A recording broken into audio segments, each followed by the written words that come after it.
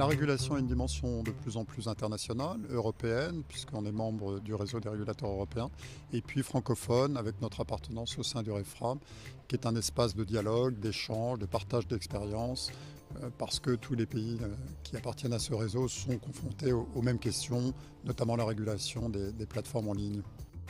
Je pense qu'on est aujourd'hui plus unis que jamais. Et on sait que sans cet espace d'échange et de discussion, on ne pourrait pas avancer et on ne peut pas faire face aux défis qui nous attendent. Nous sommes dans un domaine où les avancées technologiques vont plus vite que, j'allais dire, les habillages juridiques. Donc il faut se voir, il faut discuter pour voir un peu le chemin devant. C'est extrêmement important.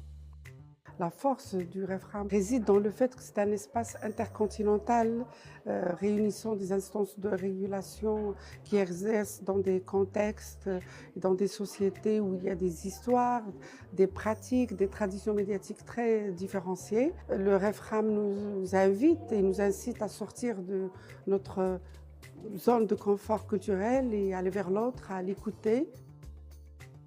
La principale qualité du réseau, c'est évidemment les échanges. C'est les échanges de bonnes pratiques, c'est les échanges d'expériences sur des sujets aussi fondamentaux que la liberté d'expression, la protection des journalistes, la régulation des plateformes, les questions de démocratie en ligne. Donc ça, c'est pour nous, régulateurs, d'une grande valeur.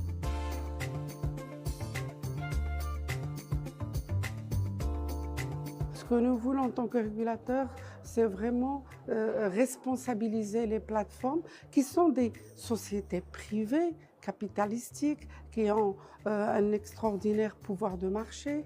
Et on leur demande, dans le respect du principe de la liberté d'expression, d'avoir des politiques de modération, des politiques d'autorégulation qui soient sincères, nous permettant à la fois de promouvoir la liberté et de protéger les sociétés. L'Union européenne a pris une initiative importante, le Digital Services Act. On a cette première étape extrêmement importante vers des règles plus strictes, un contrôle des plateformes, la transparence des algorithmes, la capacité ou l'obligation d'ouvrir leurs portes aux chercheurs, l'obligation de faire des audits, l'obligation de reporting et éventuellement une possibilité de sanction par la Commission européenne. Nous avons opté pour une solution légèrement différente de celle prônée par le Digital Services Act. Il s'est agi pour nous de faire en sorte que le régulateur ait la faculté, la compétence de faire retirer les contenus jugés inappropriés. Vous avez aujourd'hui les fake news prennent une ampleur incroyable. La fausse information est plus ingurgitée, permettez-moi l'expression, que la vraie recherche de l'information. Chez nous, la question sécuritaire, les rapports inter-États sont soumis à des théoriciens du complot qui mettent à mal la vraie quête, la vraie utilisation de l'information publique ou d'intérêt public. Au niveau du Cameroun et au niveau de la sous-région Afrique centrale, nous avons créé une plateforme pour essayer de discuter ensemble, voir si on peut parler de la même voix.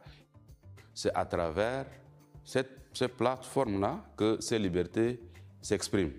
Et c'est à travers les mêmes plateformes-là que les dérapages interviennent également. Donc, il constitue pour nous, pas une cible, mais un noyau autour duquel nous allons construire l'expression plurielle et la liberté sans dérapage. Le gouvernement canadien a proposé le projet de loi C-18 qui mettra en place un cadre réglementaire entourant les entreprises de Nouvelle-Canadiens.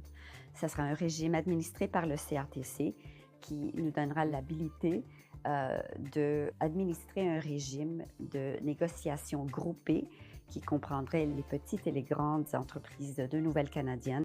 Je suis très attaché aux valeurs de la francophonie, qui sont des valeurs de paix, de partage de notre langue, de défense des droits de l'homme. Et il y a de gros enjeux devant nous parce qu'on est dans une période où de nouvelles frontières s'ouvrent pour la régulation, avec notamment le grand enjeu de la régulation en ligne, des réseaux sociaux. ces grands vecteurs de liberté, mais dont on connaît aussi les excès.